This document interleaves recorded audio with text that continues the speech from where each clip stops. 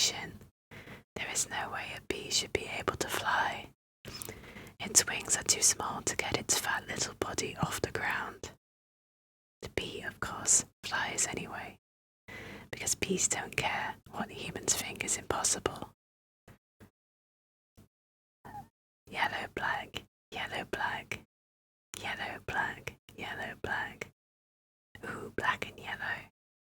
Let's shake it up a little. Barry, breakfast is ready. Coming. Hang on a second. Hello? Barry? Adam? Can you believe this is happening? I can't, I'll pick you up. Barry flies down the stairs. Looking sharp. Use the stairs, your father paid good money for those. Sorry, I'm excited. Here's the graduate. We're very proud of you, son. A perfect report card. All B's. Very proud. Ma, I got a thing going here. You got lint on your fuzz. Ow, that's me. Wave to us. We'll be in row 118,000. Bye. Barry flies out the door. Barry, I told you stop flying in the house. Barry drives through the hive and is waved at by Adam, who is reading a newspaper. Hey Adam, hey Barry. Adam gets in Barry's car. Is that fuzz gel? A little. Special day, graduation. Never thought I'd make it. Barry pulls away from the house and continues driving. 3 days grade school, 3 days high school. Those were awkward. 3 days college. I'm glad I took a day and hitchhiked around the hive. You did come back different. Hi, Barry. Artie growing a mustache looks good. Hear about Frankie? Yeah. You going to the funeral? No, I'm not going to his funeral. Everybody knows sting someone you die. Don't waste it on a squirrel, such a hothead. I guess he could have just gotten out of the way. The car does a barrel roll on the loop-shaped bridge and lands on the highway. I love this incorporating an amusement park into our regular day. I guess that's why they say we don't need vacations. Barry parallel parks the car and together they fly over the graduating students. Boy, quite a bit of pomp under the circumstances. Barry and Adam sit down and put on their hats. Well, Adam, today we are men. We are B-men. Amen. Hallelujah. Barry and Adam both have a happy spasm. Students, faculty, distinguished Bs, please welcome Dean Buswell. Welcome, New Hive, OIT, and New Hive City graduating class of 9. That concludes our ceremonies and begins your career at Hunex Industries. Will we pick our job today? Adam and Barry get into a tour bus. I heard it's just orientation. Tour buses rise out of the ground and the students are automatically loaded into the buses. Heads up, here we go. Keep your hands and antennas inside the tram at all times. I wonder what it'll be like. A little scary. Welcome to Hunex, a division of UNESCO, and a part of the Hexagon Group. Wonder what it'll be like. A little scary. Welcome to Hunex, a division of UNESCO and a part of the Hexagon Group. This is it. Wow, wow. The bus drives down a road, and on either side are the bees' massive complicated honey-making machines. We know that you, as a bee, have worked your whole life to get to the point where you can work for your whole life. Honey begins when our valiant pollen jocks bring the nectar to the hive. Our top secret formula is automatically color corrected scent adjusted, and bubble contoured into this soothing sweet syrup. With its distinctive golden glow, you know as honey. The guide has been collecting honey into a bottle and she throws it into the crowd on the bus, and it is caught by a girl in the bag. That girl was hot. She's my cousin. She is. Yes, we're all cousins. Right, you're right. At the Hennex, we constantly strive to improve every aspect of bee existence. These bees are stress testing a new helmet technology. The bus passes by a bee wearing a helmet who is being smashed into the ground with fly swatters, newspapers and boots. He lifts a thumb up, but you can hear him groan. What do you think he makes? Not enough. Here we have our latest advancement, the crowmen. They pass by a turning wheel with bees standing on pegs, who are each wearing a finger-shaped hat. Wow, what does that do? Catches that little strand of honey that hangs after you pour it. Saves us millions. Can anyone work on the crowmen? Of course, most bee jobs are small ones. The bees know that every small job, if it's done well, means a lot. Okay, no worries, thank you. Thank you again for the raid, I really appreciate it. But choose carefully because you'll stay in the job you pick for the rest of your life. Everyone claps except for Barry. The same job the rest of your life? I didn't know that. What's the difference? You'll be happy to know that bees as a species haven't had one day off in 27 million years. So you'll just work us to death. We'll sure try. Everyone on the bus laughs except Barry. Barry and Adam are walking back home together. Wow, that blew my mind. What's the difference? How can you say that? One job forever. That's an insane choice to have to make. I'm relieved now we only have to make one decision in life. But Adam, how could they never have told us that? Why would you question anything? We're bees. We're the most perfectly functioning society on Earth. You ever think maybe things work a little too well here? Like what? Give me one example. Barry and Adam stop walking and it is revealed to the audience that hundreds of cars are speeding by and narrowly missing them in perfect unison. I don't know, but you know what I'm talking about. Please clear the gate. Royal Nectar Force on approach. Wait a second, check it out. The pollen jogs fly in, circle around and land in line. Hey, those are pollen jogs. Wow. I've never seen them this close. They know what it's like outside the hive. Yeah, but some don't come back. Hey, jogs. Hi, jogs. The pollen jogs hook up their backpacks to machines that pump the nectar to the trucks which drive away. You guys did great. You're monsters, you're sky freaks, I love it. Punching the pollen jogs in joy. I love it. I wonder where they were. I don't know. Their day's not planned. Outside the hive, flying who knows where, doing who knows what. You can't just decide to be a pollen jog, you have to be bred for that. Right? Barry and Adam are covered in some pollen that floated off of the pollen jogs. Look at that, that's more pollen than you and I will see in a lifetime. It's just a status symbol, bees make too much of it. Perhaps, unless you're wearing it and the ladies see you wearing it. Barry waves at two girls standing a little away from them. Those ladies, aren't they our cousins too? Distant, distant. Look at those two, couple of hive Harrys. Let's have fun with them. Must be dangerous being a pollen jog. Yeah, once a bear pinned me against a mushroom. He had a paw on my throat and with the other he was slapping me. Slaps Adam with his hand to represent a scenario. Oh my, I never thought I'd knock him out. Looking at Adam, what were you doing during this? Obviously I was trying to alert the authorities. I can autograph that.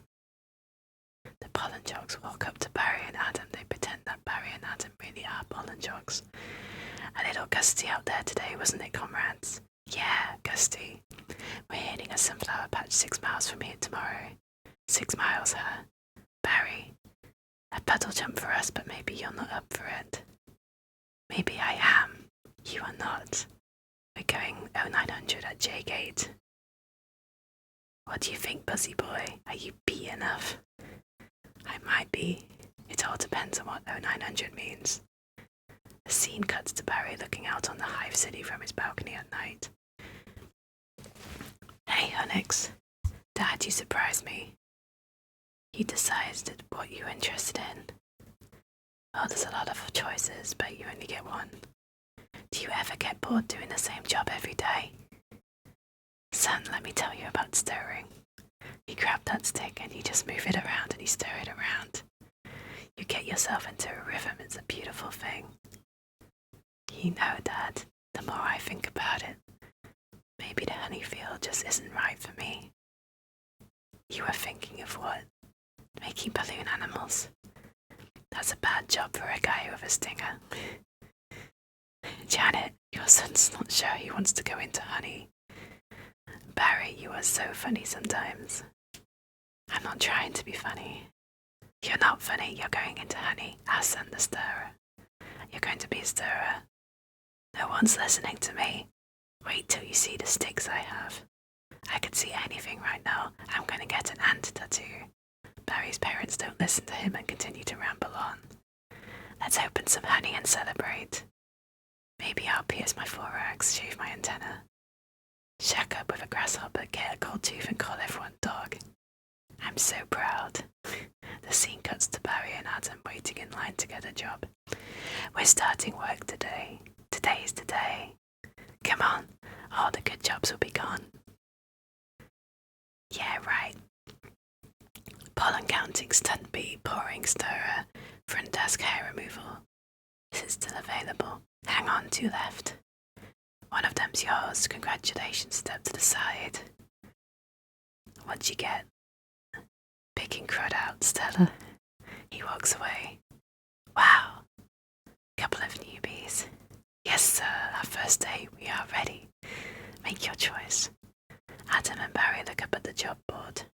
There are hundreds of constantly changing panels that contain available or unavailable jobs. It looks very confusing. You want to go first?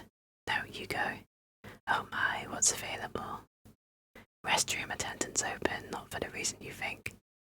Any chance of getting the Krellman? Sure, you're on. Puts the Krellman finger hat on Adam's head.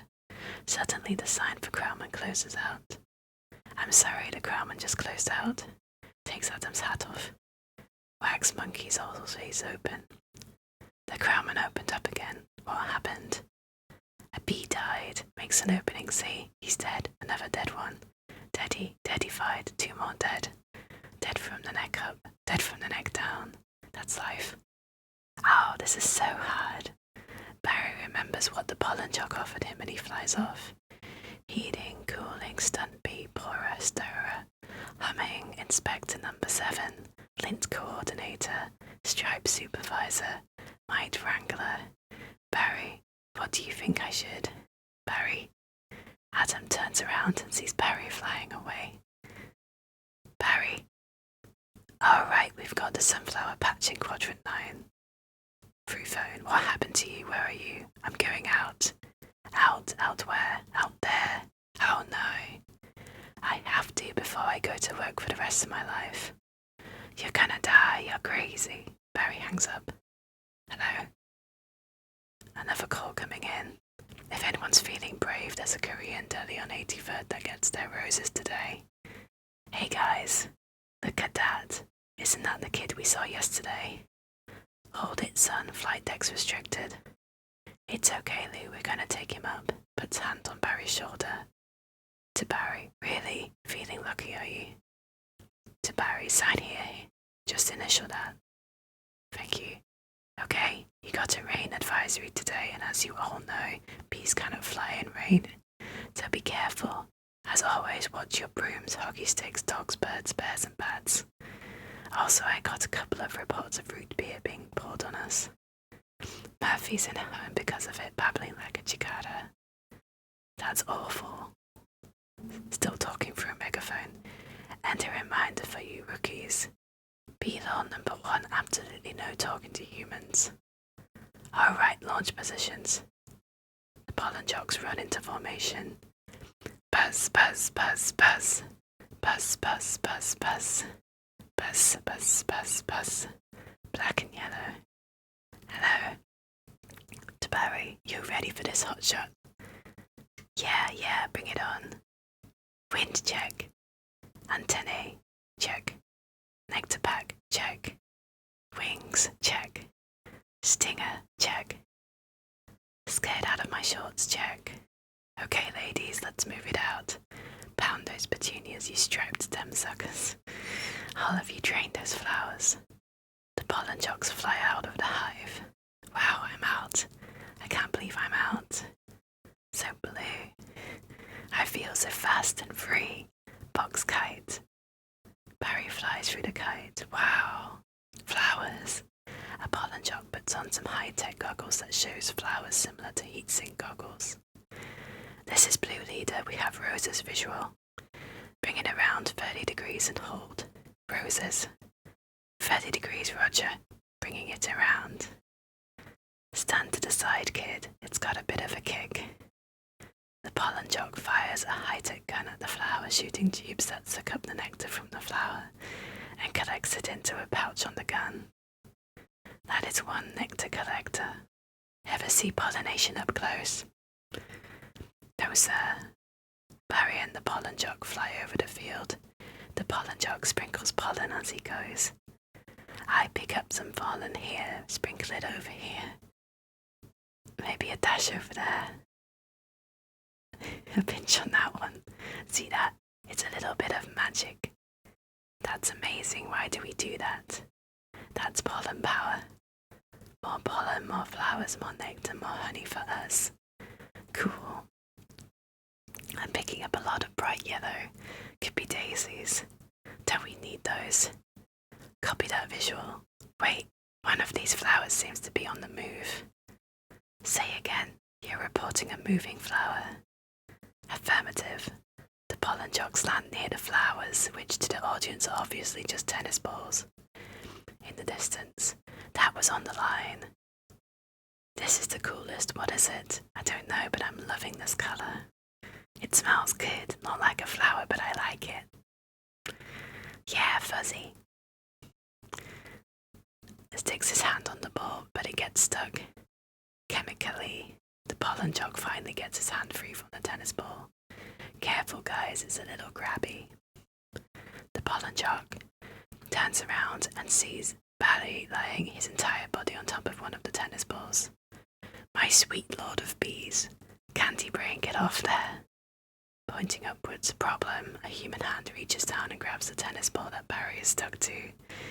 Guys, this could be bad. Affirmative. Vanessa Bloom starts bouncing the tennis ball, not knowing Barry is stuck to it. Very close. Gonna hurt. Mama's little boy. Barry is being hit back and forth by two humans playing tennis. He is still stuck to the ball. You are way out of position, rookie. Coming in at you like a missile. Barry flies past the pollen jock, still stuck to the ball. In slow motion. Help me. I don't think these are flowers. Should we tell him? I think he knows. What is this? Match point. You can start packing up honey because you're about to eat it. A pollen jock coughs, which confused Ken, and he hits the ball the wrong way, with Barry stuck to it, and it goes flying into the city. Yowza! Barry bounces around town and gets stuck in the engine of a car. He flies into the air conditioner and sees a bug that was frozen in there. Ew, gross. The man driving the car turns on the air conditioner, which blows Barry into the car. There's a bee in the car. Do something. I'm driving. Hi, bee. Barry smiles and waves at the baby girl. He's back here. He's going to sting me. Nobody move. If you don't move, he won't sting you. Freeze. Barry freezes as well, hovering in the middle of the car. He blinked. The grandma whips out some bee spray and sprays everywhere in the car, climbing into the front seat, still trying to spray Barry. Spray him, Granny. What are you doing? Barry escapes the car through the air conditioner and is flying high above the ground safe. Wow, the tension level out here is unbelievable. Barry sees that storm clouds are gathering and he can see rain clouds moving into this direction. I gotta get home. I can't fly in raindrop hits Barry and one of his wings is damaged. Can't fly in rain. A second raindrop hits Barry again, and he spirals downwards. Mayday, mayday, B going down. World War II plane sound effects are played as he plummets, and he crash lands on a plant inside an apartment near the window. Ken, could you close the window, please? Hey, check out my new resume. I made it into a fold-out brochure. You see? Folds brochure resume out. Folds out. Ken closes the window, trapping Barry inside. Oh no. More humans. I don't need this. Barry tries to fly away but smashes into the window and falls again. What was that? Barry keeps trying to fly out the window but he keeps getting knocked back because the window is closed. Maybe this time. This. Drapes. Barry taps the glass. He doesn't understand what it is. That is diabolical. It's fantastic. It's got all my special skills, even my top 10 favourite movies. What's number 1? Star Wars? Nah, I don't go for that. Ken makes finger guns and makes pew pew pew sounds and then stops. Kind of stuff. No wonder we shouldn't talk to them, they're out of their minds. When I leave a job interview, they're flabbergasted. Can't believe what I say. Looking at the light on the ceiling. There's the sun, maybe that's a way out. Starts flying towards the light bulb. I don't remember the sun having a big 75 on it. Barry hits the light bulb and falls into the dip on the table that the humans are sitting at. I predicted global warming. I could feel it getting hotter. At first I thought it was just me. Andy dips a chip into the bowl and scoops up some dip with Barry on it, and is about to put it in his mouth. Wait, stop, B. Andy drops the chip with Barry in fear and backs away. All the humans freak out. Stand back, these are winter boots. Ken has winter boots on his hands, and he is about to smash the bee, but Vanessa saves him last second. Wait, don't kill him. Vanessa puts Barry in a glass to protect him. You know I'm allergic to them. This thing could kill me. Why does his life have less value than yours? Why does his life have any less value than mine? Is that your statement? I'm just saying, all life has value. You don't know what he's capable of feeling. Vanessa picks up Ken's brochure and puts it under the glass so she can carry Barry back to the window. Barry looks at Vanessa in amazement. My brochure. There you go, little guy. Vanessa opens the window and lets Barry out, but Barry stays back and is still shocked that a human saved his life. I'm not scared of him. It's an allergic thing. Put that on your resume brochure. My whole face could puff up. Make it one of your special skills. Knocking someone out is also a special skill. Right. Bye, Vanessa, thanks. Vanessa, next week, your good night. Sure, again, whatever. Vanessa tries to close door. You could put carob chips on there. Bye. Closes door, but Ken opens it again. Supposed to be less calories. Bye. Closes door. Fast forward to the next day, Barry is still inside the house. He flies into the kitchen where Vanessa is doing dishes. Talking to himself, I gotta say something. She saved my life, I gotta say something. Alright, here he goes. Turns back, nah, what would I say? I could really get in trouble. It's a B law. You're not supposed to talk to a human. I can't believe I'm doing this. I've got to. Barry disguises himself as a character on a food can as Vanessa walks by again. Oh, I can't do it, come on. No, yes, no, do it, I can't. How should I start it? Barry strikes a pose and wiggles his eyebrows. You like jazz? No, that's no good. Vanessa is about to walk past Barry. Here she comes. Speak, you fool. Hi. Vanessa gasps and drops the dishes and frightened notices Barry on the counter. I'm sorry. You're talking. Yes, I know. Pointing at Barry. You're talking. I'm so sorry. No, it's okay, it's fine, I know I'm dreaming. But I don't recall going to bed. Well, I'm sure this is very disconcerting. This is a bit of a surprise to me. I mean, you're a bee. I am, and I'm not supposed to be doing this. Pointing to the living room where Ken tried to kill him last night. But they were all trying to kill me, and if it wasn't for you, I had to thank you. It's just how I was raised. Vanessa stabs her hand with a fork to test whether she's dreaming or not. That was a little weird. I'm talking with a bee. Yeah, I'm talking to a bee, and the bee is talking to me. I just want to say I'm grateful. I'll leave now.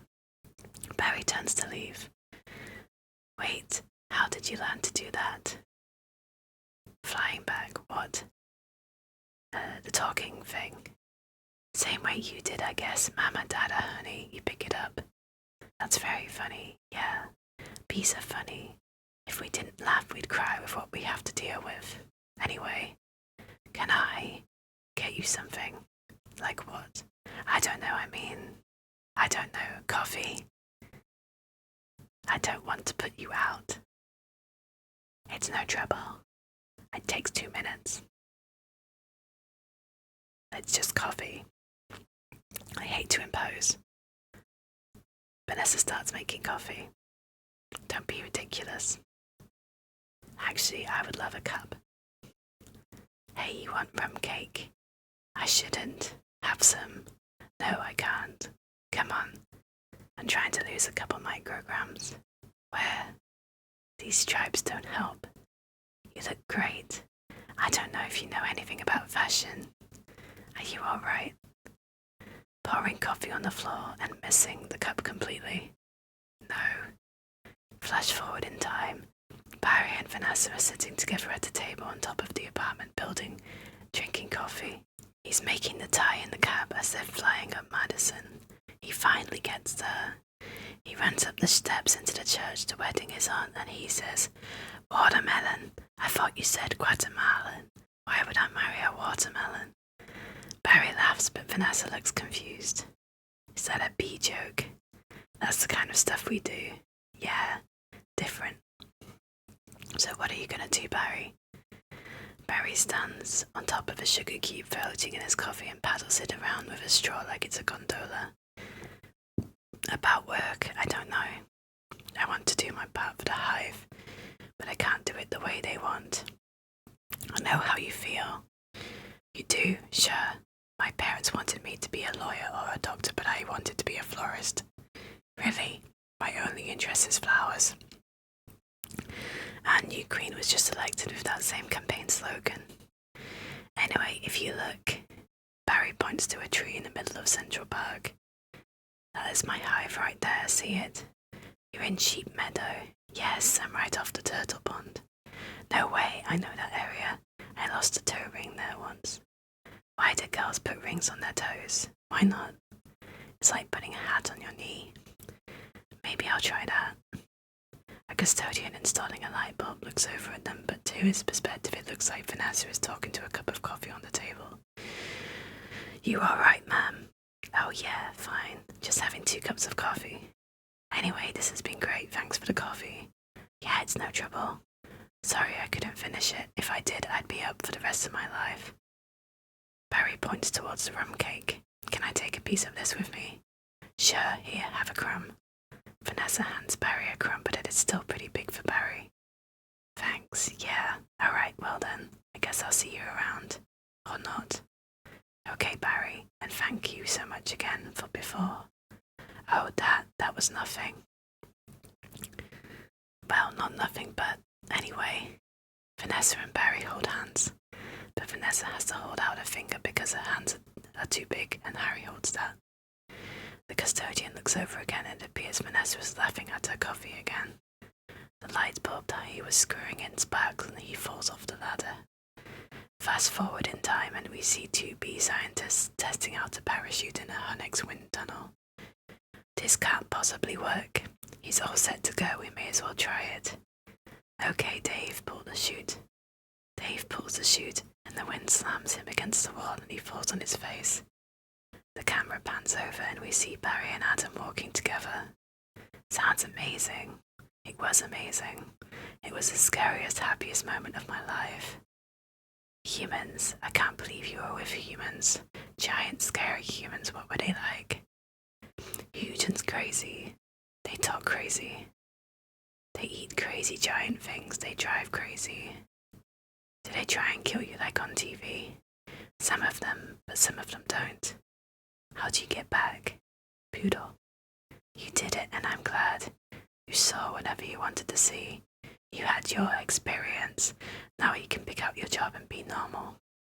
Well, I met someone. You did. Was she bee-ish? A wasp, your parents will kill you. No, not a wasp. Spider. I'm not attracted to spiders. I know for everyone else it's the hottest thing with the 8 legs and all. I can't get by that face.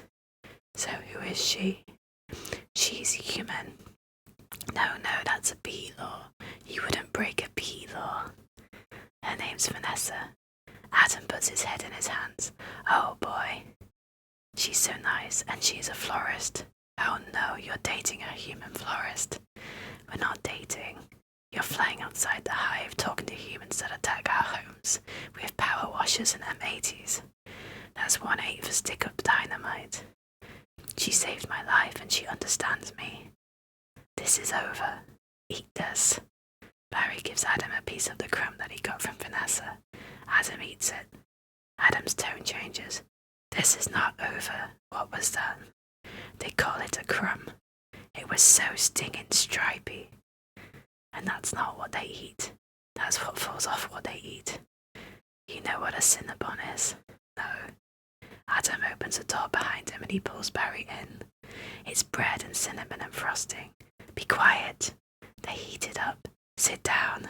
Adam forces Barry to sit down, still rambling about Cinnabons. Really hot. Adam grabs Barry by the shoulders. Listen to me. We are not them, we're us. There's us and there's them. Yes, but who can deny the heart that is yearning? There's no yearning. Stop yearning. Listen to me. You have got to start thinking B, my friend. Thinking B. Thinking B. Thinking B. Thinking B. Thinking B. Thinking B. Thinking B. Flash forward in time. Barry is laying on a raft in a pool full of honey. He is wearing sunglasses. There he is. He's in the pool. You know what your problem is, Barry. Barry pulls down his sunglasses and he looks annoyed. Sarcastic. I gotta start thinking B. How much longer will this go on? It's been 3 days. Why aren't you working? Put sunglasses back on. I've got a lot of big life decisions to think about. What life? You have no life. You have no job. You're barely a bee. Would it kill you to make a little honey? Barry rolls off the raft and sinks into the honey pool. Barry, come out. Your father's talking to you. Martin, would you talk to him? Barry, I'm talking to you. Barry keeps sinking into the honey until he's suddenly in Central Park, having a picnic with Vanessa. Barry has a cup of honey and he clinks his glass with Vanessa's. Suddenly a mosquito lands on Vanessa, but she slaps it, killing it. They both gasp but then burst out laughing. You coming? The camera pans over and Vanessa is climbing into a small yellow airplane. Got everything. All set. Go ahead, I'll catch up. Vanessa lifts off and flies ahead. Don't be too long. Barry catches up with Vanessa and he sticks out his arms. Like an airplane, he rolls from side to side, and Vanessa copies him with the airplane. Watch this. Barry stays back and watches as Vanessa draws a heart in the air using pink smoke from the plane, but on the last loop-de-loop, she suddenly crashes into a mountain and the plane explodes. The destroyed plane falls into some rocks and explodes a second time. Vanessa! As Barry is yelling, his mouth fills with honey and he wakes up discovering that he was just daydreaming. He slowly sinks back into the honey pool. We're still here. I told you not to yell at him. He doesn't respond to yelling. Then why yell at me? Because you don't listen. I'm not listening to this. Sorry, I've got to go. Where are you going? I'm meeting a friend. A girl, is this why you can't decide? Bye. Barry flies out the door and Martin shakes his head. I just hope she's bee-ish. Fast forward in time and Barry is sitting on Vanessa's shoulder and she is closing up her shop. They have a huge parade of flowers every year in Pasadena. to be in the tournament of roses that's every florist's dream. Upon a float surrounded by flowers, crowds cheering. A tournament? Do the roses compete in athletic events? No. Alright, I've got one. How come you don't fly everywhere? It's exhausting. Why don't you run everywhere? It's faster. Yeah, okay, I see. Alright, your turn. TiVo. You can just freeze live TV. That's insane. You don't have that. We have HIVO, but it's a disease. It's a horrible, horrible disease. Oh my. A human walks by him. Barry narrowly avoids him. Dumb bees. You must want to sting all those jerks. We try not to sting. It's usually fatal for us. So you have to watch your temper. They walk into a store. Very carefully. You kick a wall, take a break, take a walk. Write an angry letter and throw it out. Work through it like any emotion. Anger, jealousy, lust. Suddenly an employee, Hector, hits Barry off of Vanessa's shoulder. Hector thinks he's saving Vanessa. To Barry, oh my goodness, are you okay? Barry is getting up off the floor. Yeah. To Hector, what is wrong with you? Hector, confused, it's a bug. He's not bothering anybody. Get out of here, you creep. Vanessa hits Hector across the face with the magazine he had and then hits him in the head. Hector backs away, covering his head. What was that? A pick and save circular. Vanessa sets Barry back on her shoulder. Yeah, it was. How did you know? It felt like about 10 pages. 75 is pretty much our limit. You've really got that down to a science. Oh, we have to. I lost a cousin to Italian Vogue. I'll bet. Barry looks to his right and notices there is honey for sale in the aisle. What in the name of mighty Hercules is this? Barry looks at all the brands of honey, shocked. How did this get here? Cute bee, golden blossom, Ray Liotta, private select. Barry puts his hands up and slowly turns around, a look of disgust on his face. Is he that actor? I never heard of him. Why is this here? For people, we eat it. You don't have enough food of your own. Hector looks back and notices that Vanessa is talking to Barry. Well, yes. How'd you get it? Bees make it. I know who makes it. And it's hard to make it. There's heating, cooling, stirring. You need a whole Krellman thing. It's organic. It's our organic. It's just honey, Barry. Just what? Bees don't know about this. This is stealing. A lot of stealing. You've taken our homes, schools, hospitals. This is all we have. And it's on sale. I'm getting to the bottom of this. I'm getting to the bottom of all of this. Flash forward in time. Barry paints his face with black stripes like a soldier and sneaks into the storage section of the store. 2 men, including Hector, are loading boxes into some trucks. Hey, Hector. You're almost done. Almost. Barry takes a step to peek around the corner. He is here, I sense it. Well, I guess I'll go home now. Hector pretends to walk away by walking in place and speaking loudly, and just leave this nice honey out, with no one around. You're busted, box boy. I knew I heard something. So you can talk. I can talk, and now you'll start talking. Where are you getting the sweet stuff? Who's your supplier? I don't understand. I thought we were friends. The last thing we want to do is upset bees. Hector takes a thumbtack out of the board behind him and sword fights Barry. Barry is using a stinger like a sword. You're too late. It's ours now. You, sir, have crossed the wrong sword. You, sir, will be lunch for my iguana, Ignacio. Barry hits the thumbtack out of Hector's hand and Hector surrenders. Where is the honey coming from? Tell me where. Pointing to leaving truck. Honey Farms. It comes from Honey Farms. Barry chases after the truck, but it is getting away. He flies onto a bicyclist's backpack and he catches up to the truck. To bicyclist. Crazy person. Barry flies off and lands on the windshield of the Honey Farms truck. Barry looks around and sees dead bugs splattered everywhere. What horrible thing has happened here? These faces, they never knew what hit them, and now they're on the road to nowhere. Barry hears a sudden whisper. Barry looks up and sees Moose Blood, a mosquito, playing dead. Just keep still. What, you're not dead? Do I look dead? They will wipe anything that moves. Where you headed? To Honey Farms. I'm onto something huge here. I'm going to Alaska. Moose Blood, crazy stuff. Blows your head off. I'm going to Tacoma. Barry looks at another bug. And you? He really is dead. Alright. Another bug hits the windshield and the drivers notice. Deactivate the windshield wipers. Uh-oh. The windshield wipers are slowly sliding over the dead bugs and wiping them off. What is that? Oh no, a wiper, triple blade. Triple blade. Jump on, it's your only chance, B. Moose Blood and Barry grab onto the wiper and they hold on as it wipes the windshield. Why does everything have to be so doggone clean? How much do people need to see? Open your eyes, stick your head out of the window.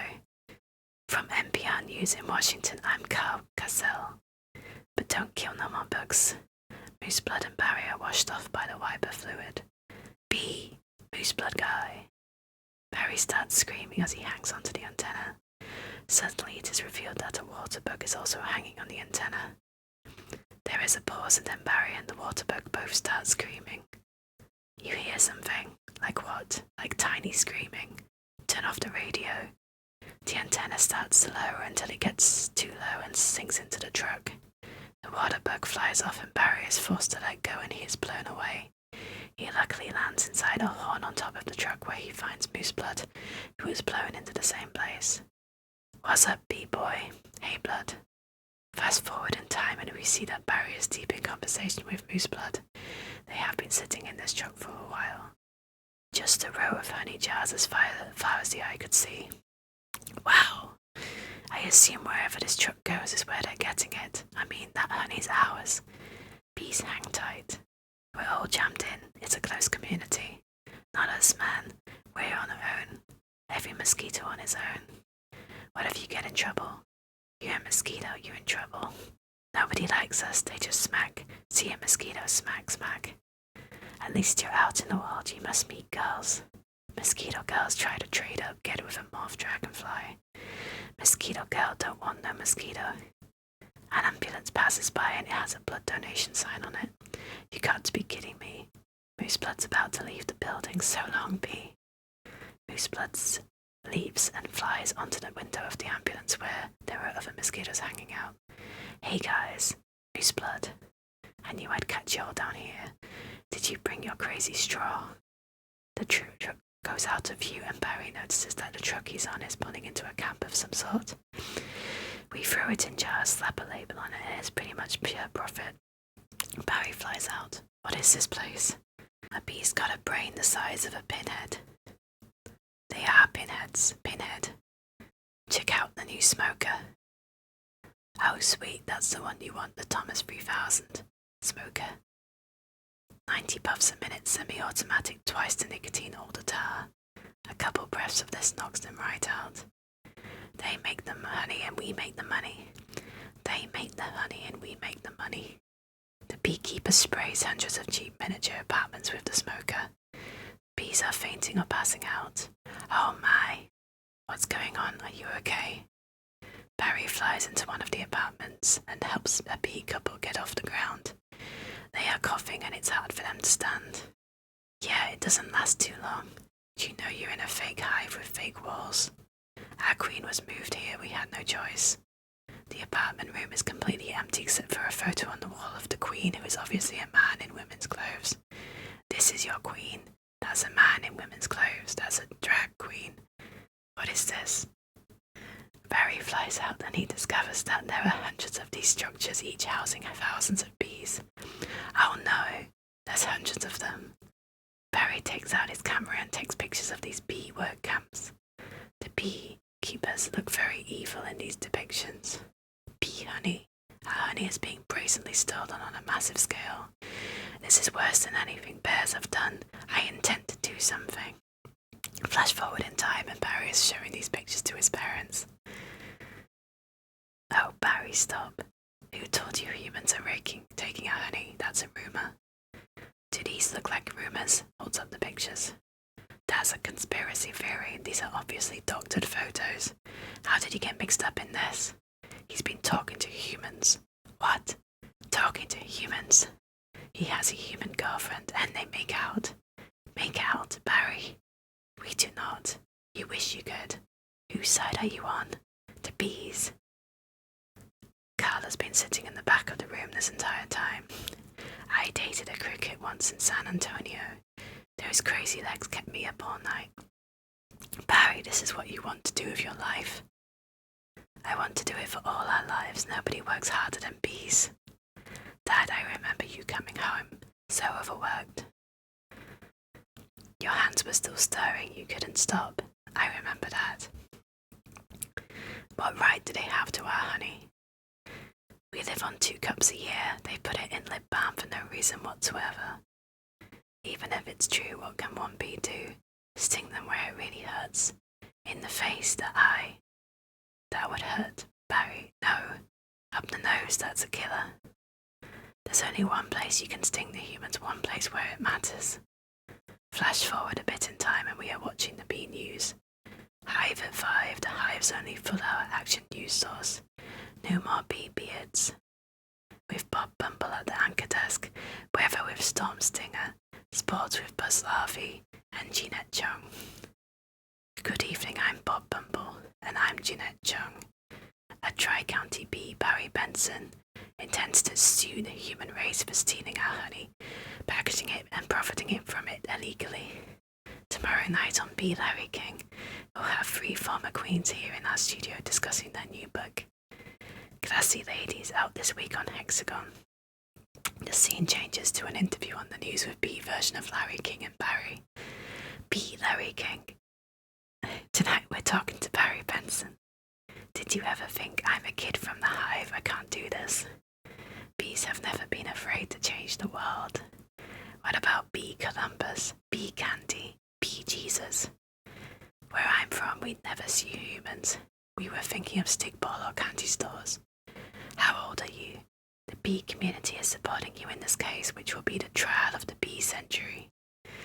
You know they have a Larry King in the human world too. It's a common name. Next week, he looks like you and has a show in suspenders and coloured dots. Next week, glasses, quotes on the bottom from the guest even though you just heard him. Bear Week next week. There's Scary Harry in here, live. Bee Larry King gets annoyed and flies away off screen. Always lean forward, pointy shoulders, squinty eyes, very Jewish. Flash forward in time. We see Vanessa enter and Ken enters behind her. They are arguing. In tennis, you attack at the point of weakness. It was my grandmother, Ken. She's 81. Honey, her backhand's a joke. I'm not going to take advantage of that. To Ken, quiet please. Actual work going on here. Pointing at Barry, is that same bee? Yes, it is. I'm helping him sue the human race. Hello, Bee. This is Ken. Recalling the winter boots incident earlier. Yeah, I remember you. Timberland, size 10.5. Vibram sole, I believe. To Vanessa, why does he talk again? Listen, you better go, 'cause we're really busy working. But it's our yogurt night. Holding door open for Ken. Bye-bye. Yelling, why is yogurt night so difficult? Ken leaves and Vanessa walks over to Barry. His workplace is a mess. You poor thing. You two have been at this for hours. Yes, and Adam here has been a huge help. Frosting, how many sugars? Just one. I try not to use the competition. So why are you helping me? Bees have good qualities and it takes my mind off the shop. Instead of flowers, people are giving balloon bouquets now. Those are great if you're free. And artificial flowers. Oh, those just get me psychotic. Yeah, me too. Bent stingers, pointless pollination. Bees must hate those fake things. Nothing worse than a daffodil that's had work done. Maybe this can make up for it a little bit. This lawsuit's a pretty big deal, I guess. You sure you want to go through with it? Am I sure? When I'm done with the humans, they won't be able to say, honey, I'm home, without paying a royalty. Flash forward in time and we are watching the human news. The camera shows a crowd outside the courtroom. It's an incredible scene here in downtown Manhattan.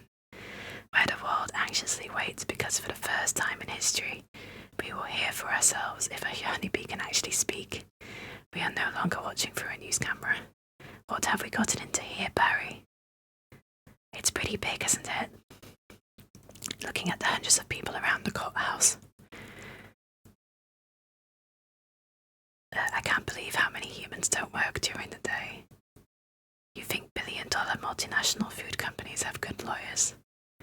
Everybody needs to stay behind the barricade. A limousine drives up, and a fat man, Leighton Montgomery, a honey industry owner, gets out and walks past Barry. What's the matter? I don't know, I just got a chill. Fast forward in time and everyone is in the court. Well, if it isn't the bee team, the honey industry lawyers, you boys work on this. All rise, the Honourable Judge Bumbleton presiding. All right, case number 4475, Superior Court of New York, Barry B. Benson versus the honey industry is now in session. Mr. Montgomery, you're representing the 5 food companies collectively. A privilege. Mr. Benson, you're representing all the bees of the world. Everyone looks closely, they are waiting to see if a bee can really talk. Barry makes several buzzing sounds to sound like a bee. I'm kidding, yes, Your Honour, we're ready to proceed. Mr. Montgomery, your opening statement, please. Ladies and gentlemen of the jury, my grandmother was a simple woman. Born on a farm, she believed it was man's divine right to benefit from the bounty of nature God put before us. If we lived in a topsy-turvy world, Mr. Benson imagines, just think of what it would mean. I would have to negotiate with the silkworm for the elastic in my breeches. Talking bee. Montgomery walks over and looks closely at Barry. How do we know this isn't some sort of holographic motion picture capture Hollywood wizardry? They could be using laser beams, robotics, ventriloquism, cloning. For all we know, he could be on steroids. Mr. Benson, ladies and gentlemen, there's no trickery here. I'm just an ordinary bee. Honey's pretty important to me. It's important to all bees. We invented it, we make it, and we protect it with our lives.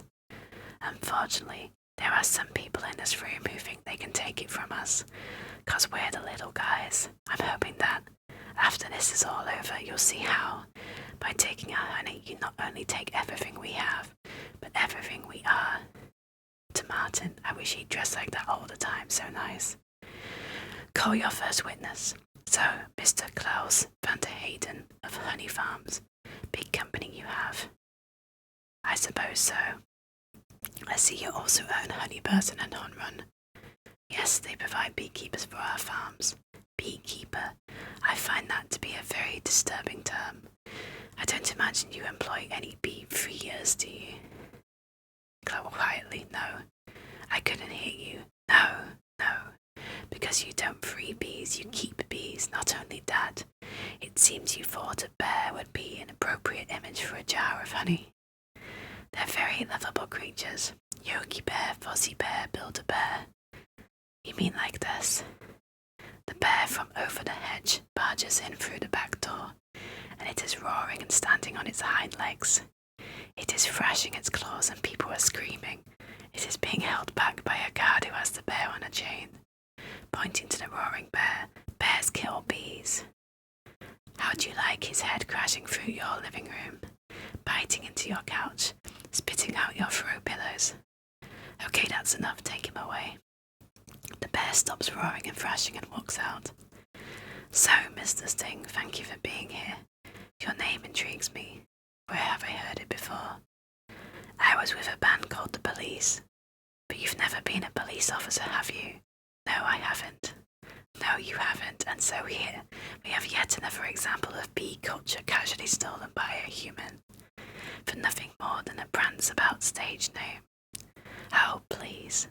Have you ever been stung, Mr. Sting? Because I'm feeling a little stung, Sting.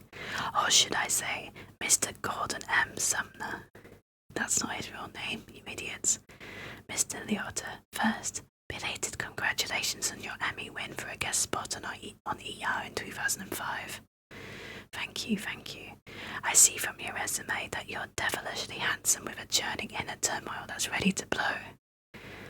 I enjoy what I do. Is that a crime? Not yet it isn't, but is this what it's come to for you? Exploiting tiny, helpless bees so you don't have to rehearse your part and learn your lines, sir? Watch it, Benson, I could blow right now. This isn't a good fella, this is a bad fella. Ray Liotta loses it and tries to grab Barry. Why doesn't someone just step on this creep and we can all go home? Order in this court. You're all thinking it. Judge Bumbleton starts banging her gavel. Order, order, I say. Say it. Mr. Liotta, please sit down.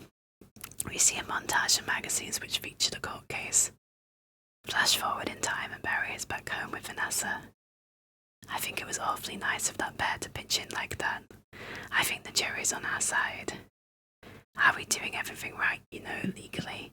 I'm a florist. Right, well, here's to a great team. To a great team. Ken walks in from work, he sees Barry and he looks upset when he sees Barry clinking his glass with Vanessa. Well, hello. Oh, Ken, hello. I didn't think you were coming. No, I was just late. I tried to call, but... Ken holds up his phone and flips it open. The phone has no charge. The battery. I didn't want all this to go to waste, so I called Barry. Luckily, he was free. Oh, that was lucky. Ken sits down at the table across from Barry and Vanessa leaves the room. There's a little left, I could heat it up. Not taking his eyes off Barry. Yeah, heat it up, sure, whatever. So I hear you're quite a tennis player. I'm not much for the game myself, the ball's a little grabby. That's where I usually sit, right? Points to where Barry is sitting there. Vanessa calling from another room. But Ken, Barry was looking at your resume. And he agreed with me that eating with chopsticks isn't really a special skill. To Barry, you think I don't see what you're doing? I know how hard it is to find the right job. We have that in common. Do we? Bees have 100% employment, but we do jobs like taking the crud out. Menacingly, that's just what I was thinking about doing. Ken reaches for a fork on the table, but knocks it on the floor. He goes to pick it up. Ken, I let Barry borrow your razor for his fuzz. I hope that was alright. Ken quickly rises back up after hearing this, but hits his head on the table and yells, I'm going to train the old stinger. Yeah, you do that. Barry flies past Ken to get to the bathroom and Ken freaks out, splashing some of the wine he was using to cool his head in his eyes. He yells in anger. Barry looks at the magazines featuring his victories in court. Look at that. Barry flies into the bathroom. He puts his hand on his head, but this hurts him and makes him even madder. He yells again. Barry is washing his hands in the sink, but then Ken walks in. You know, I've just about had it. Closes bathroom door behind him. No few little mind games. Ken is menacingly rolling up a magazine. Backing away, what's that? Italian Vogue. Mamma mia, that's a lot of pages. There's a lot of ads. Remember what Van said, why is your life more valuable than mine? That's funny, I just can't seem to recall that. Ken smashes everything off the sink with the magazine and Barry narrowly escapes. Ken follows Barry around and tries to hit him with the magazine, but he keeps missing. Ken gets a spray bottle. I think something stinks in here. Enjoying the spray, I love the smell of flowers. Ken holds a lighter in front of the spray bottle. How do you like the smell of flames? Not as much. Ken fires his makeshift flamethrower but misses Barry, burning the bathroom. He torches the whole room but loses his footing and falls into the bathtub. After getting hit in the head by falling objects 3 times, he picks up the shower head, revealing a water bug hiding under it. Water bug, not taking sides. Barry gets up out of a pile of bathroom supplies and he is wearing a chapstick hat. Ken, I'm wearing a chapstick hat. This is pathetic. Ken switches the shower head to lethal. I've got issues. Ken sprays Barry with the shower head and he crash lands into the toilet. Ken menacingly looks down into the toilet at Barry. Well, a royal flush. You're bluffing, am I? Flush the toilet. Barry grabs a chapstick from the toilet seat and uses it to surf in the flushing toilet. Surf's up, dude. Barry flies out of the toilet on the chapstick and sprays Ken's face with the toilet water. Ew, poo water. That bowl is gnarly. Aiming a toilet cleaner at Barry, except for those dirty yellow rings. Barry cowers and covers his head, and Vanessa runs in and takes the toilet cleaner from Ken just before he hits Barry. Kenneth, what are you doing? Leaning towards Barry. You know, I don't even like honey. I don't eat it. We need to talk. Vanessa pulls Ken out of the bathroom. He's just a little bee, and he happens to be the nicest bee I've met in a long time. Long time? What are you talking about? Are there other bugs in your life? No, but there are other things bugging me in life, and you're one of them. Fine, talking bees, no yogurt night. My nerves are fried from riding on this emotional roller coaster. Goodbye, Ken. Ken huffs and walks out and slams the door, but suddenly he walks back in and stares at Barry. And for your information, I prefer sugar-free artificial sweeteners made by man. Ken leaves again, and Vanessa leans in towards Barry. I'm sorry about all that. Ken walks back in again. I know it's got an aftertaste. I like it. Ken leaves for the last time. I always felt there was some kind of barrier between Ken and me. I couldn't overcome it. Oh well. Are you okay for the trial? I believe Mr. Montgomery is about out of ideas. Flash forward in time, and Barry, Adam, and Vanessa are back in court.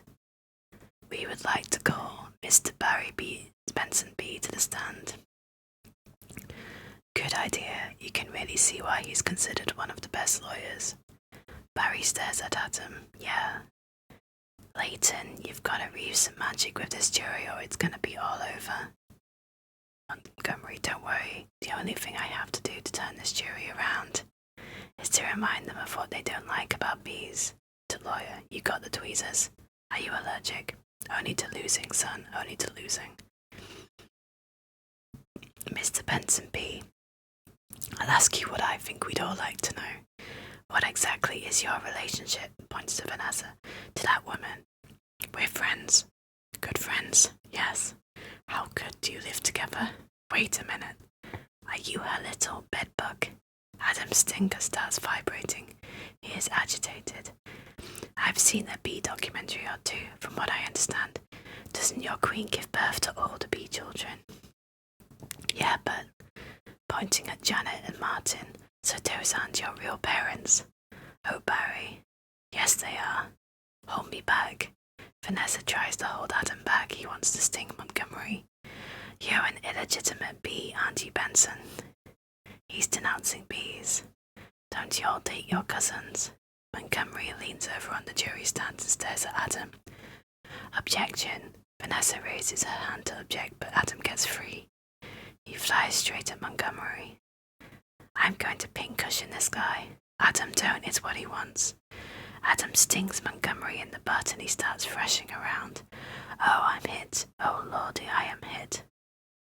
Banging gavel. Order, order. Overreacting. The venom is coursing through my veins. I have been felled by a winged beast of destruction. You see, you can't treat them like equals. They're striped savages. Stinging's the only thing they know, it's their way. Adam, stay with me. I can't feel my legs.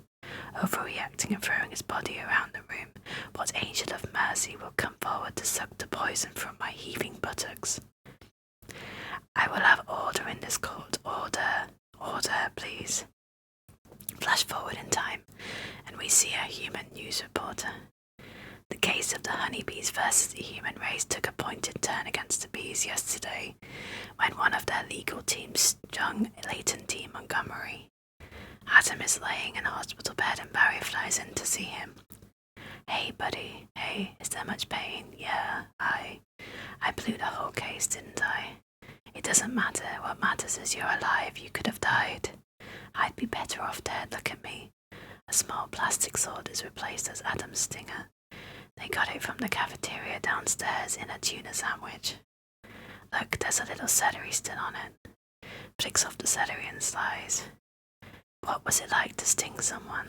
I can't explain it. It was all adrenaline and then ecstasy. All right.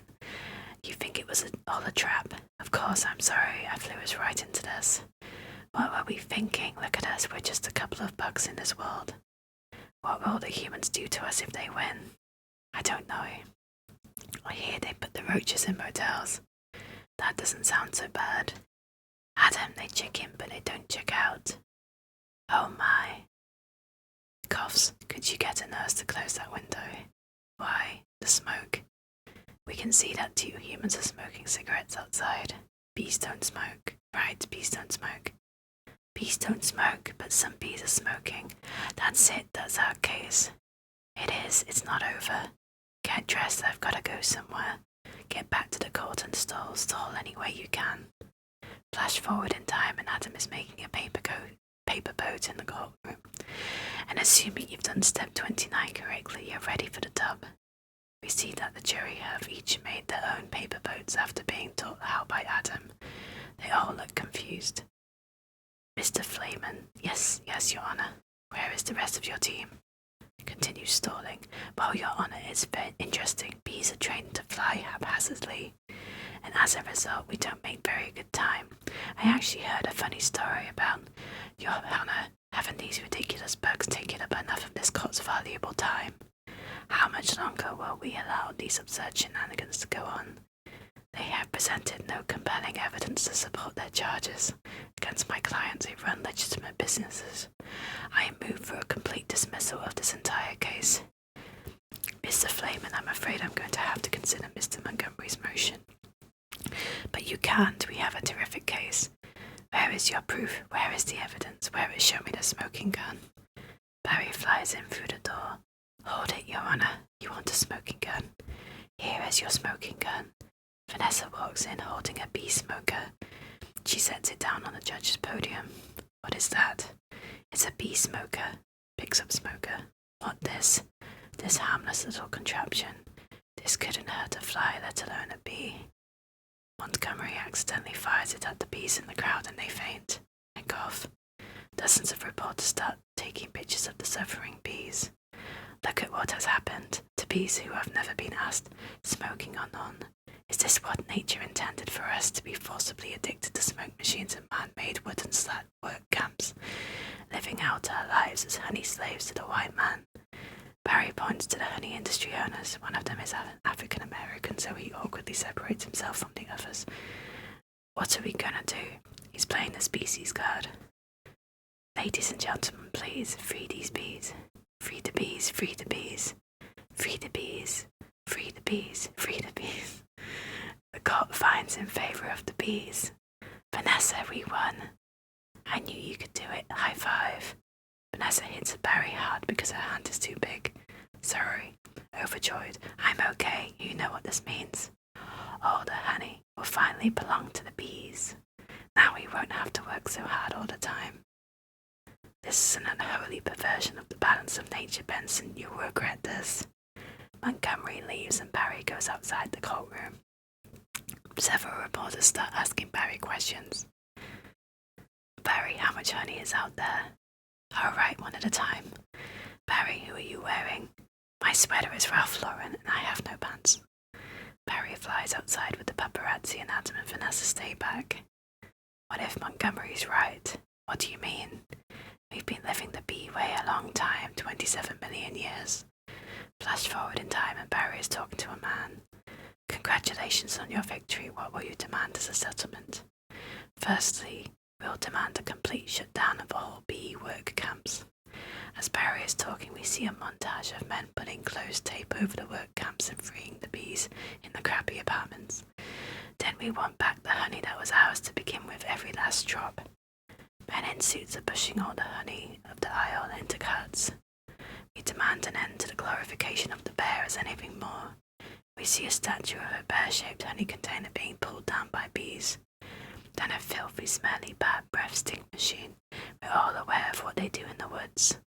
We see Winnie the Pooh sharing his honey with Piglet in the crosshairs of a high-tech sniper rifle. Looking through binoculars. Wait for my signal. Take him out. Winnie gets hit by a tranquilizer dart and dramatically falls off the log he was standing on, his tongue hanging out. Piglet looks at Pooh in fear and the sniper takes the honey. He'll have nausea for a few hours, then he'll be fine. Flash forward in time, and we will no longer tolerate bee-negative nicknames. Mr. Sting is sitting at home until he is taken out of his house by the men in suits. But it's just a prance-about stage name, Unnecessary inclusion of honey in bogus health products and la-di-da human tea-time snack garnishments. An old lady is mixing honey into her tea, but suddenly men in suits smash her face down on the table and take the honey. Can't breathe. A honey truck pulls up to Barry's hive. Bring it in, boys. Hold it right there. Good. Tap it. Tons of honey is being pumped into the hive storage. Honey overflows from the cup. Mr. Buswell, we just passed 3 cups and there's gallons more coming. I think we need to shut down. Shut down? We've never shut down. Shut down honey production. Stop making honey. The bees all leave their stations. 2 bees run into a room and they put the keys into a machine. Turn your keys, sir. 2 worker bees dramatically turn their keys, which opens the button which they press, shutting down the honey-making machines. This is the first time this has ever happened. What do we do now? Flash forward in time and a bee is about to jump into a pool full of honey. Cannonball. Bee gets stuck in the honey and we get a short montage of bees leaving work. We see the pollen jocks flying, but one of them gets a call on his antenna. Through phone, we're shutting honey production, mission abort. Aborting pollination and nectar detail, returning to base. The pollen jocks fly back to the hive. We get a time-lapse of Central Park, slowly wilting away as the bees all relax. Adam, you wouldn't believe how much honey was out there. Oh yeah? What's going on? Where is everybody? The entire street is deserted. Are they out celebrating? They're home. They don't know what to do, laying out, sleeping in. I heard your Uncle Carl was on his way to San Antonio over cricket. At least we got our honey back. Sometimes I think, so what if humans liked our honey? Who wouldn't? It's the greatest thing in the world. I was excited to be part of making it.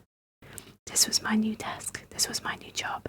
I wanted to do it really well, and now I can't. Flash forward in time and Barry is talking to Vanessa. I don't understand why they're not happy. I thought their lives would be better. They're doing nothing. It's amazing. Honey really changes people. You don't have any idea what's going on, do you? What did you want to show me? Vanessa takes Barry to the rooftop where they first had coffee and points to her store. This points at her flowers. They are all grey and wilting. What happened here? That is not the half of it. Small flash forward in time and Vanessa and Barry are on the roof of her store, and she points to Central Park. We see that Central Park is no longer green and colourful. Rather it is grey, brown and dead-like. It is very depressing to look at. Oh no, oh my. They're all wilting. Doesn't look very good, does it? No. And whose fault do you think that is? You know I'm gonna guess bees. Bees. Specifically me. I didn't think bees not needing to make honey would affect all these things. It's not just flowers.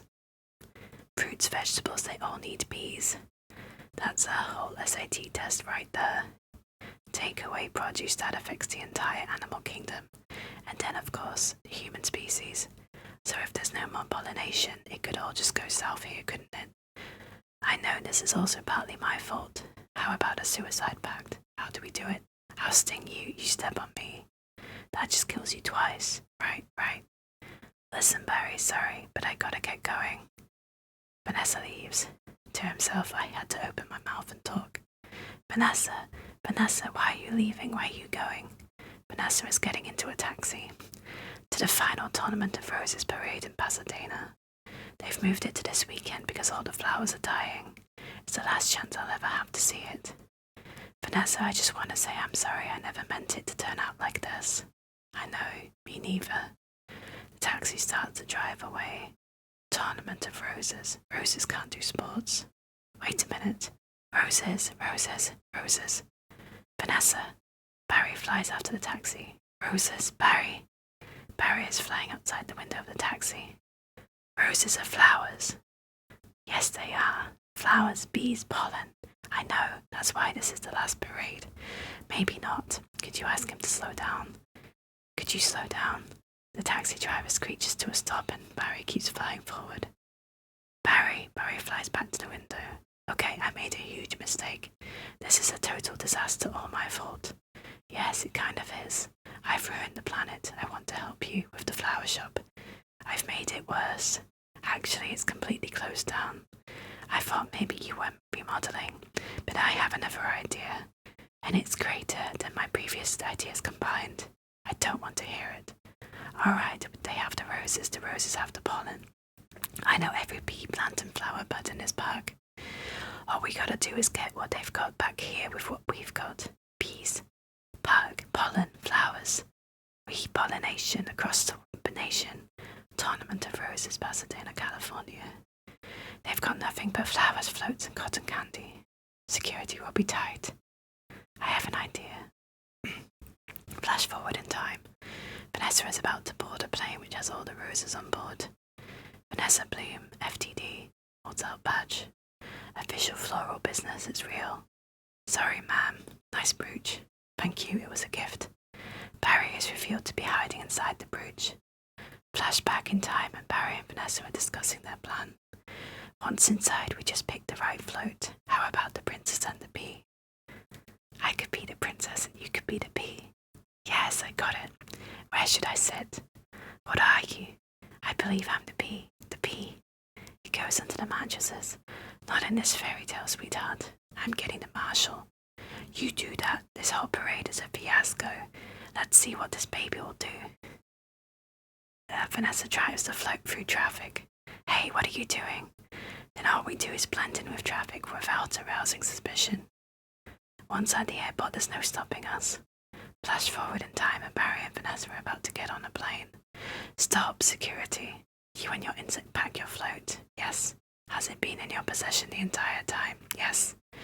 But you remove your shoes. To Barry, remove your stinger. It's part of me. I know, just having some fun. Enjoy your flight. Barry plotting with Vanessa. Then if we're lucky, we'll have just enough pollen to do the job. Flash forward in time and Barry and Vanessa are flying on the plane. Can you believe how lucky we are? We have just enough pollen to do the job. I think this is gonna work. It's got to work. On intercom, attention passengers, this is Captain Scott. We have a bit of bad weather in New York. It looks like we'll experience a couple hours delay. Barry, these are cut flowers with no water, they'll never make it. I gotta get up there and talk to them. Be careful. Barry flies right outside the cockpit door. Can I get help with the Sky Mall magazine? I'd like to order the talking inflatable nose and ear hair trimmer. The flight attendant opens the door and walks out and Barry flies into the cockpit unseen. Captain, I'm in a real situation. What do you say, Hal? Nothing. Scott notices Barry and freaks out. B. No, don't freak out my entire species. Captain Scott gets out of his seat and tries to suck Barry into a handheld vacuum. To Scott, what are you doing? Barry lands on Hal's head, but Scott sees him. He tries to suck up Barry, but instead he sucks up Hal's toupee. Uh-oh. Wait a minute, I'm an attorney. Hal doesn't know Barry is on his head. Who's an attorney? Don't move. Scott hits Hal in the face with the vacuum in an attempt to hit Barry. Hal is knocked out and he falls on the life raft button which launches an inflatable boat into Scott, who gets knocked out and falls to the floor. They are both unconscious. To himself, oh, Barry. On intercom with a southern accent. Good afternoon, passengers. This is your captain. Would I miss Vanessa Bloom in 24B? Please report to the cockpit. Vanessa looks confused. Normal accent. And please hurry. Vanessa opens the door and sees the life raft and the unconscious pilots. What happened here? I tried to talk to them, but then there was a dustbuster at Dubai, a life raft exploded. Now one's bored, one's in a boat, and they're both unconscious. Is that another B joke? No. No one's flying the plane. Through radio on plane. This is JFK Control Tower, Flight 356. What's your status? This is Vanessa Bloom. I'm a florist from New York. Where's the pilot? He's unconscious and so is the co-pilot. Not good. Does anyone on board have flight experience? As a matter of fact, there is.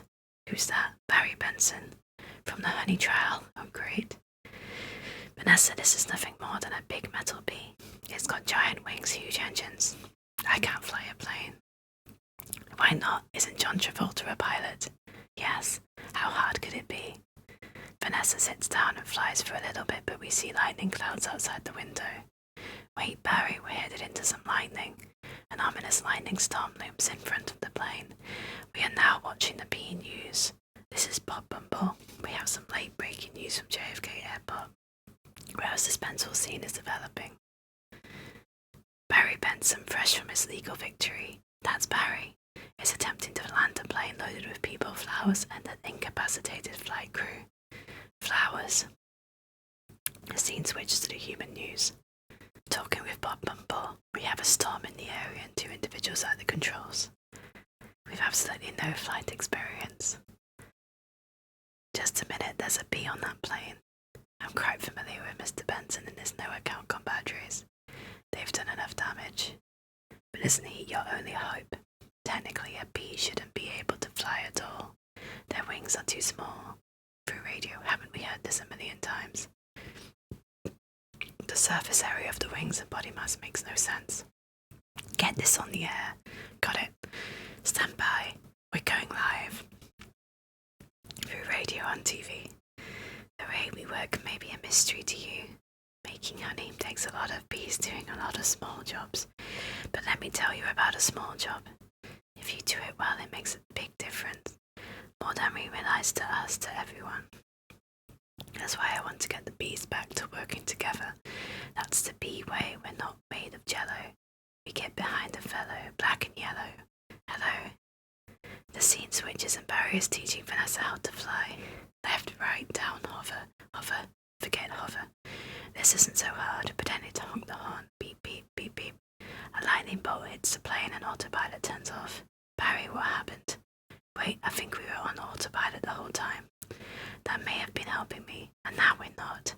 So it turns out I cannot fly a plane. The plane plummets, but we see vtuber and the pollen jogs, along with multiple other bees flying towards the plane. All of you, let's get behind this fella. Move it out, move out. The scene switches back to Vanessa and Barry in the plane. Do you have any chances if I do what I do? You copy me with the wings of the plane. Barry sticks out his arms like an airplane and flies in front of Vanessa's face. Don't have to yell. I'm not yelling. We're in a lot of trouble.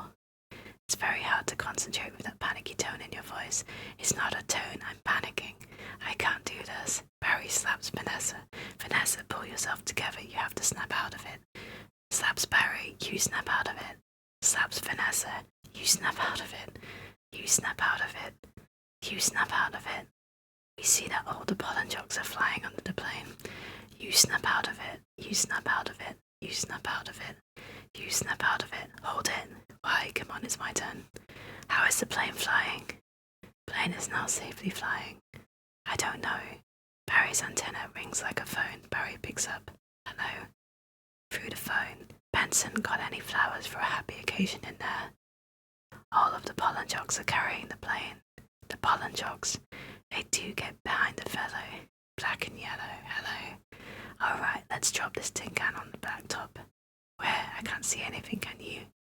No, nothing. It's all cloudy. Come on, you got to think bee, Barry. Thinking bee, thinking bee. On the runway, there are millions of bees laying on their backs. Thinking bee, thinking bee, thinking bee. Wait a minute, I think I'm feeling something. What? I don't know, it's strong, pulling me like a 27-million-year-old instinct. Bring the nose down. Thinking bee, thinking bee, thinking bee. What in the world is on the tarmac? Get some lights on that. It is revealed that all the bees are organized into a giant pulsating flower formation. Thinking bee, thinking bee, thinking bee. Vanessa, aim for the flower, okay? Out the engines, we're going in on bee power. Ready, boys? Affirmative. Good, good, easy now, that's it. Land on that flower. Ready, full reverse, spin it around. The plane's nose is pointed at a flower painted on a nearby plane. Not that flower, the other one. Which one? That flower. The plane is now pointed at a fat guy in a flowered shirt. He freaks out and tries to take a picture of the plane. I'm aiming at the flower. That's a fat guy in a flowered shirt. I mean the giant pulsating flower made of millions of bees. The plane hovers over the bee flower. Pull forward, nose down, tail up. Rotate around it. This is insane, Barry. This is the only way I know how to fly. Am I cuckoo cuckoo, or is this plane flying in an insect-like pattern? The plane is unrealistically hovering and spinning over the bee flower. Get your nose in there, don't be afraid, smell it, full reverse. Just drop it, be a part of it, aim for the center.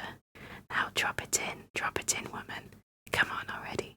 The bees scatter and the plane safely lands. Barry, we did it. You taught me how to fly. Yes. Vanessa is about to high-five Barry. No high-five, right? Barry, it worked. Did you see the giant flower? What giant flower? Where? Of course I saw the flower. That was genius. Thank you. But we're not done yet. Listen, everyone.